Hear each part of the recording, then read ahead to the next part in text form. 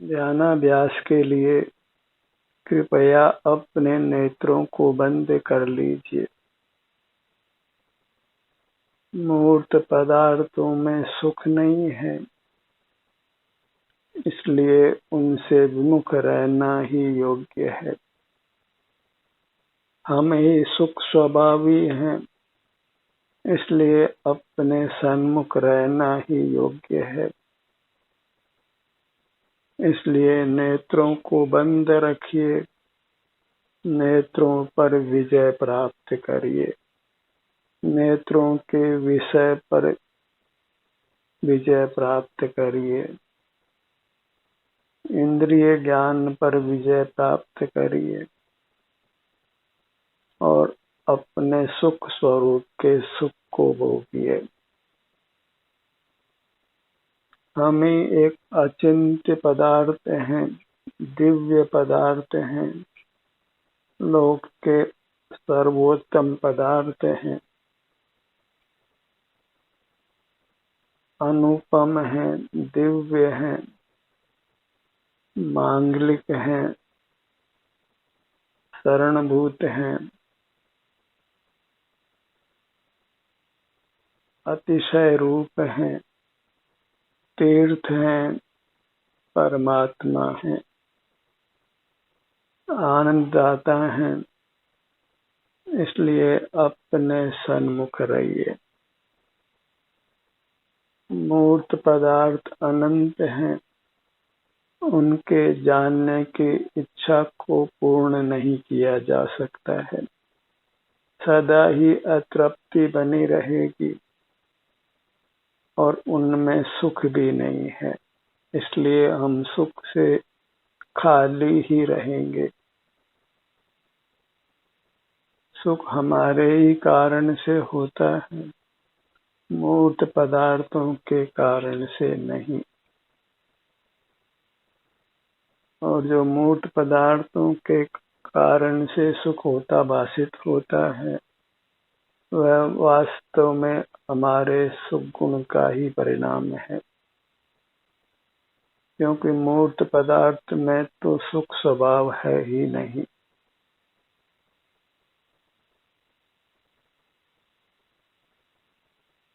और अपनी मूर्त सीमा सहित है, इसलिए इसके पार को हम पा सकते हैं। हम एक ही हैं, सीमा सहित हैं, सुख स्वभावी हैं, इसलिए हम अपने सुख का अनुभव कर सकते हैं और अपने अनुभव में ही सुख शांति है।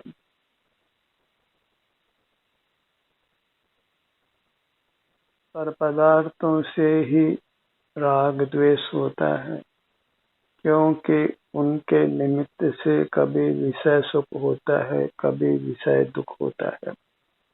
जिनसे विषय सुख होता है उनके प्रति राग उपजता है, और जिनसे विषय दुख होता है उनके प्रति द्वेष उपजता है। राग द्वेष का होना ही आकुलता है, दुख है। और अपने सन्मुख रहने से राग द्वेष की उत्पत्ति नहीं होती। राग द्वेष रहित उत्तम सुख का अनुभव होता है।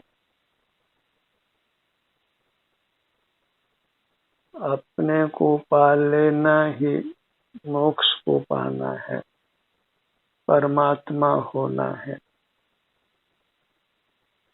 अपनी दृष्टि को अपने सिर से पैरों तक फैलाइए, अपने पर ही दया करके दयालु बनिए, अपने को दुखों से बचाइए। कोई रोग शोक नहीं चाहिए, किसी प्रकार का दुख नहीं चाहिए, तो अपने सन्मुख रहकर अपने को रोग शोक और अन्य दुखों से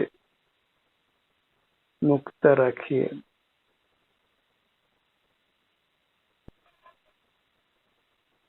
अपने सन्मुख जो हुए हैं वे ही परमात्मा हुए हैं।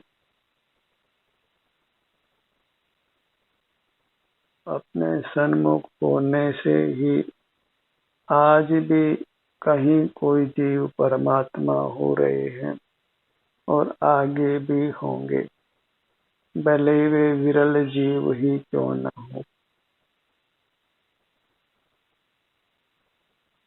मोक्ष मार्ग में अति विरल लोग ही लगते हैं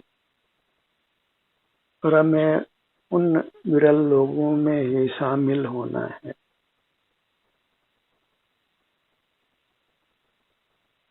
ध्यान करने वाले 2-4 लोग ही होते हैं, अधिक नहीं होते। उत्तम वस्तु लोक में थोड़ी ही होती है। कोयले की खानें बहुत हैं और हीरे की खानें अति थोड़ी हैं।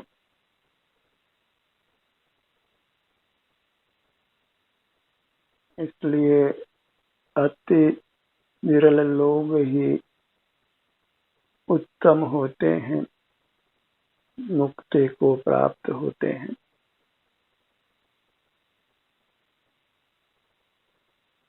और अन्य लोग मोक्ष मार्ग में लगते हैं या नहीं लगते हैं, उससे हमारे मोक्ष का कोई संबंध नहीं है।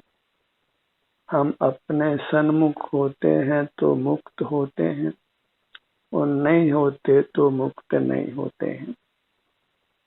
क्योंकि हमको दुख मुक्ति की वांछा है, सुख प्राप्ति की वांछा है, हम स्वस्थ रहना चाहते हैं, सुखी रहना चाहते हैं, किसी भी प्रकार का दुख नहीं चाहते, तो फिर हमें अपने अमृतमयी सुखदायी अमूर्त काया के अनुभव रूप रहना है। नेत्र बंद करके अपने ध्यान को अपने सिर से पैरों तक यही विचरण कराना है। तो मोक्ष मार्ग इतना ही है, निज में ही नित्य विहार कर तू पर द्रव्य में।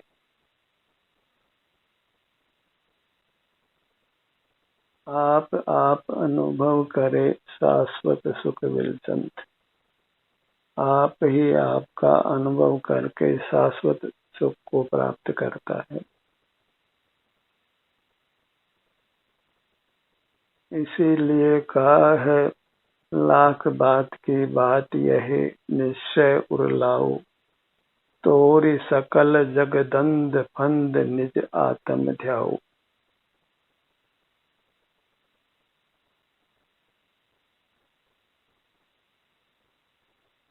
अनुभव मार्ग मोक्ष को अनुभव मोक्ष स्वरूप। अनुभव चिंता मणि रतन अनुभव है रसकूप।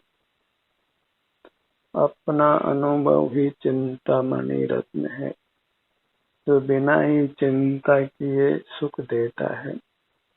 यही कल्प वृक्ष है, यही अलादीन का चिराग है।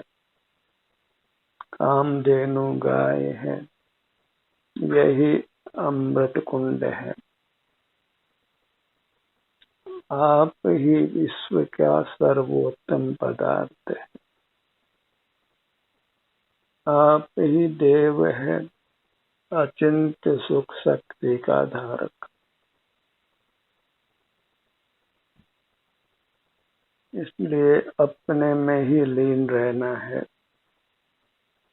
बाह्य पदार्थों के सेवन से रहित अपने सेवन रूप रहना है। अपने में मगन रहना है, अकंप रहना है। एक ही भावना भाइये, मैं रहूं आप में आप लीन, यों करूं होऊं जो स्वाधीन।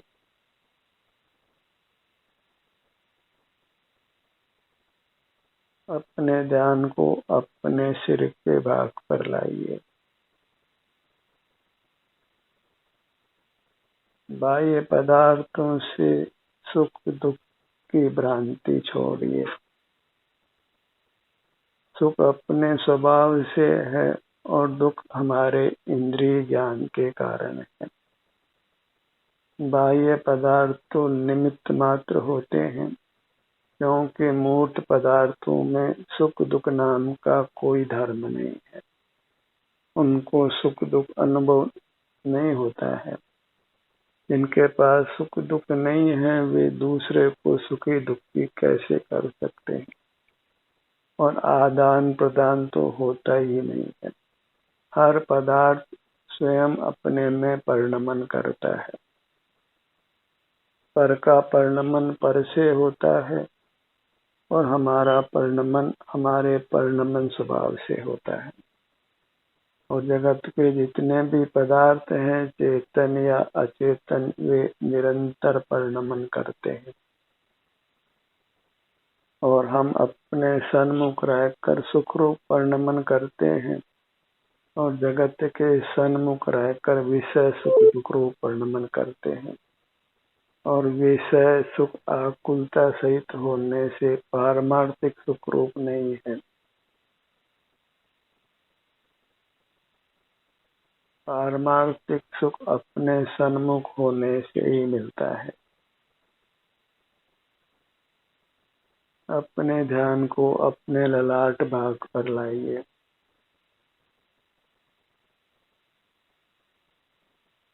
बाहर के जानने की इच्छा को छोड़िए, मूर्त पदार्थों को जानने की, क्योंकि उस इच्छा को पूर्ण करना संभव नहीं है। जितना जानेंगे वो मान लो अग्नि में घी डालने जैसा है। और अधिक जानने की इच्छा होगी, अतृप्ति और बढ़ेगी, सुख शांति का अनुभव नहीं होगा। सुख तो हमारा ही स्वरूप है। सुख के धनी होकर सुख से रहित पदार्थों के सन्मुख क्यों होना है।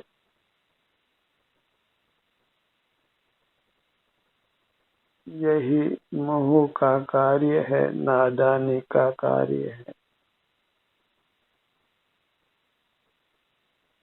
अपने ध्यान को अपने भ्रू मध्य पर लाइए।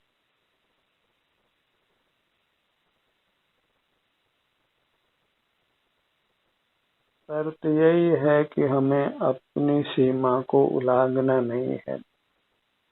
अपनी सीमा को उल्लंघने से ही हमारा शील नष्ट होता है।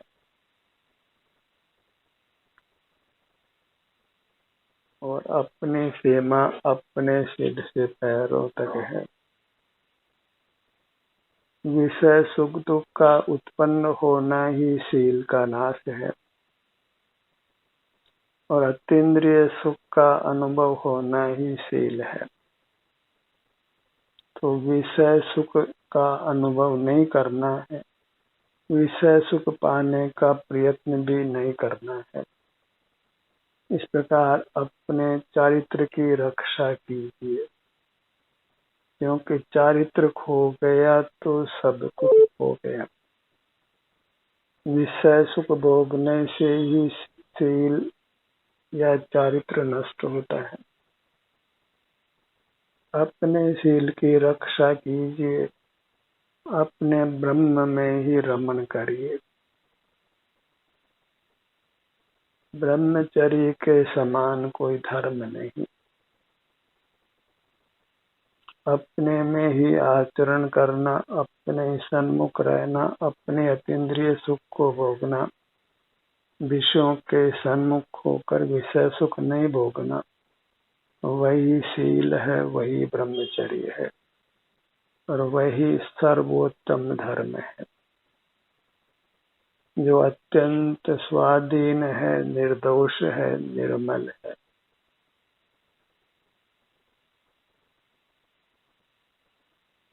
जहाँ से निर्दोष सुख मिलता हो वही जानना योग्य है।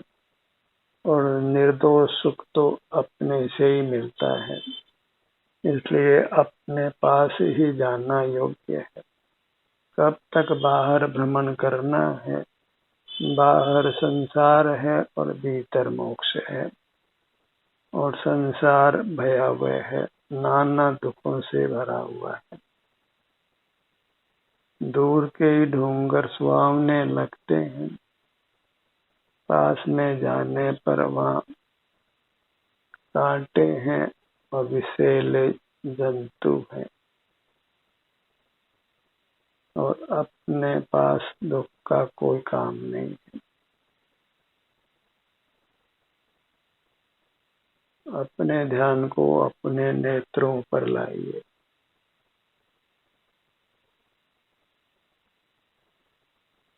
अपने को पाकर ही संतुष्ट होना है।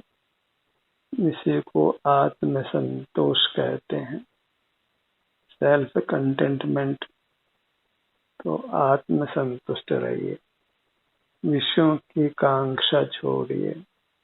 विषयों के पाने में ही जीव बहिर्मुख रहता है, नाना कसाय करता है, नाना पाप करता है, फिर भी सुखी नहीं होता है, अधोगति को ही जाता है।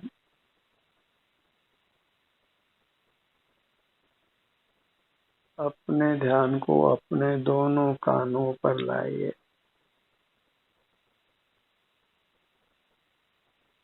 हमारे अंग अमूर्त हैं, अपने सुख दुख रूप से ही वेदन में आते हैं।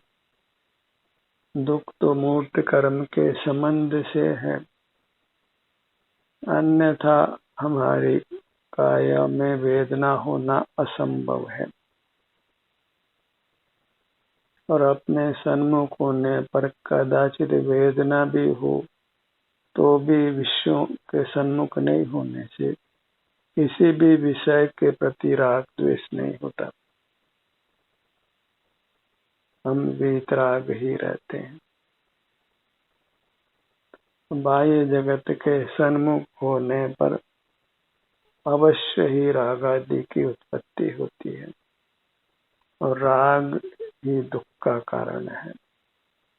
राग आग दहे सदा, ताते स्मामृत से ये, चिर भजे विषय कसाय, अब त्याग निज पद बेये।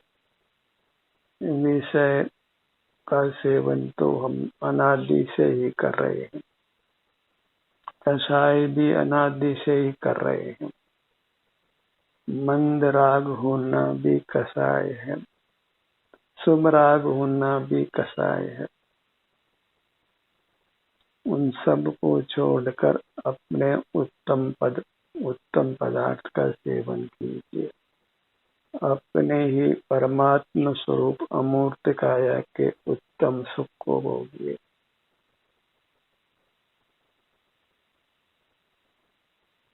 यही मोक्ष का मार्ग है, सुखी होने का मार्ग है तीनों काल। यही धर्म का स्वरूप है। अपने ध्यान को अपने नासिका पर लाइए, नासाग्र दृष्टि कीजिए।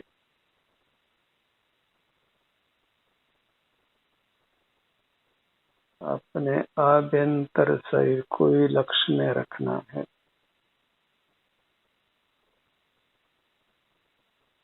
तो फिर सर्म जनक बहिर्मुखता नष्ट होगी,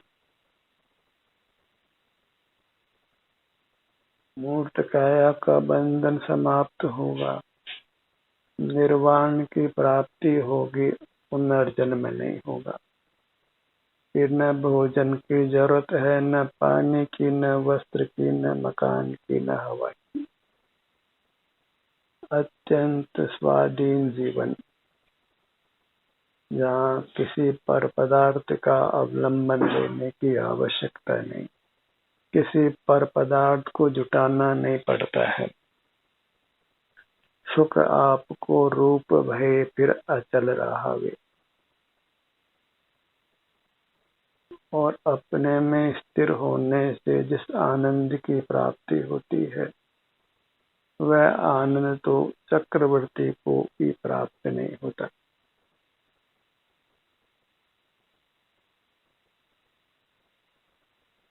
देश के राष्ट्रपति या देश के प्रधानमंत्री को भी वह सुख नहीं मिलता, धनिक पति को भी वह सुख नहीं मिलता।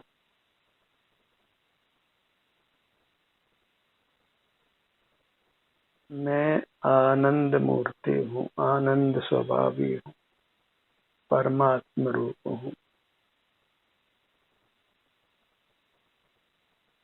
परमात्मा कोई काल्पनिक पदार्थ नहीं है, लोक का कर्ता नहीं है, धर्ता नहीं है, ज्ञाता दृष्टा भी नहीं है।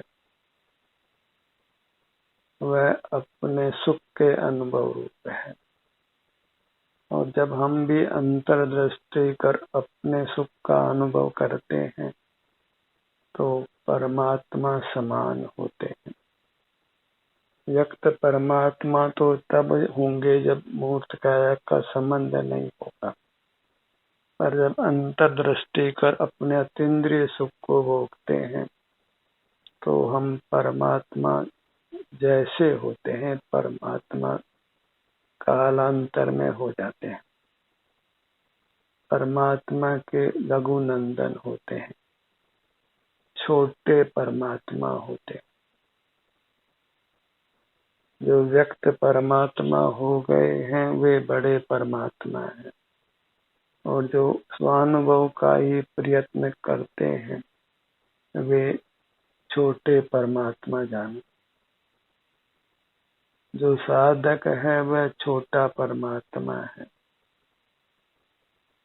और जो साधक अवस्था को जिसने पूर्ण कर लिया है वह सिद्ध परमात्मा है, जिनको परमात्मा सिद्ध हो गया है, प्रकट हो गया है। अपने ध्यान को अपने दोनों होठों के भाग पर लाइए।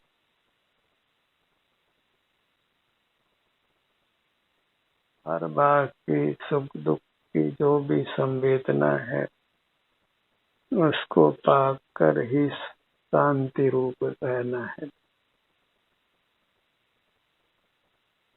जहाँ कुछ भी विकल्प नहीं है, केवल शांति का अनुभव है।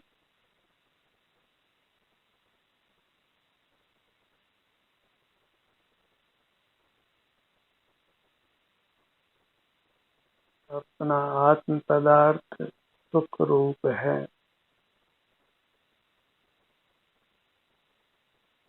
यह विचार कर अपने सन्मुख रहकर जो भी अपने वर्तमान सुख दुख की अवस्था है उसका खुशी से अनुभव करते हुए रहिए।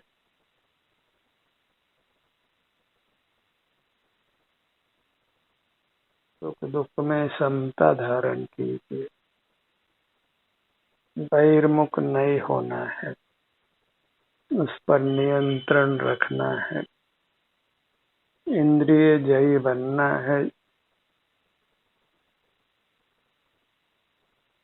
इंद्रियों के विषय सुख के भोगने में कुछ भी सार नहीं है। वही काम भोग है जिसका अंत विरस है।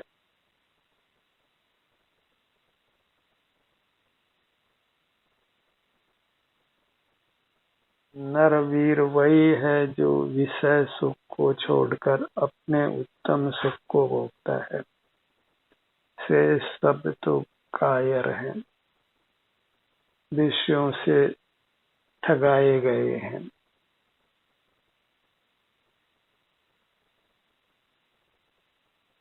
विषयों के आग में नहीं पड़ना है, विषयों के आग में नहीं कूदना है, पर पदार्थों के सेवन से विरक्त रहना है। अपने पदार्थ का ही सेवन करना है, और अपना पदार्थ अपनी अमूर्त काया है। पर ही रहेगा, वह कभी अपना नहीं होगा। पराया पराया ही है, अपना नहीं है। अपने ध्यान को अपने जिह्वा भाग पर लाइए।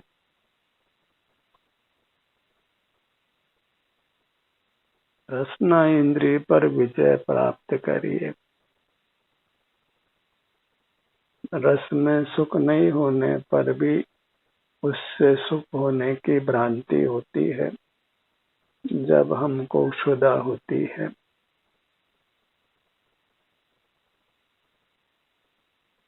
और क्षुधा पूर्ति होने पर फिर वह रस ही सुख रूप नहीं लगता है। वास्तव में तो रसवान पदार्थ में सुख नहीं है, सुख का केवल हमको भ्रम होता है। इसलिए रस वाले पदार्थों को विषय बनाना योग्य नहीं है। इससे क्षुधा पर भी विजय होती है। क्षुधा से हम निवृत्त होते हैं। अपने ध्यान को अपने तालु भाग पर लाइए।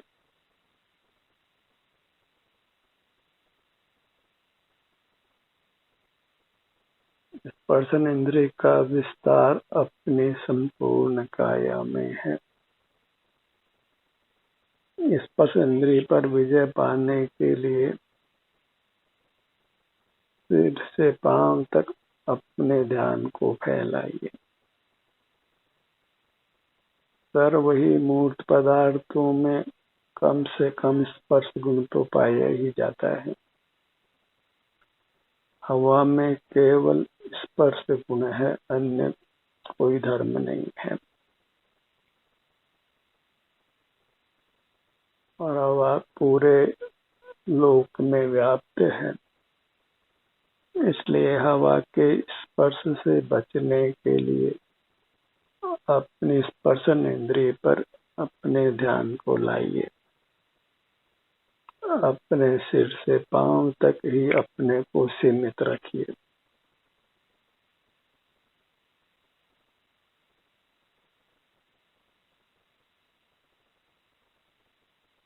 ध्यान का ये सत्र यही समाप्त होता है।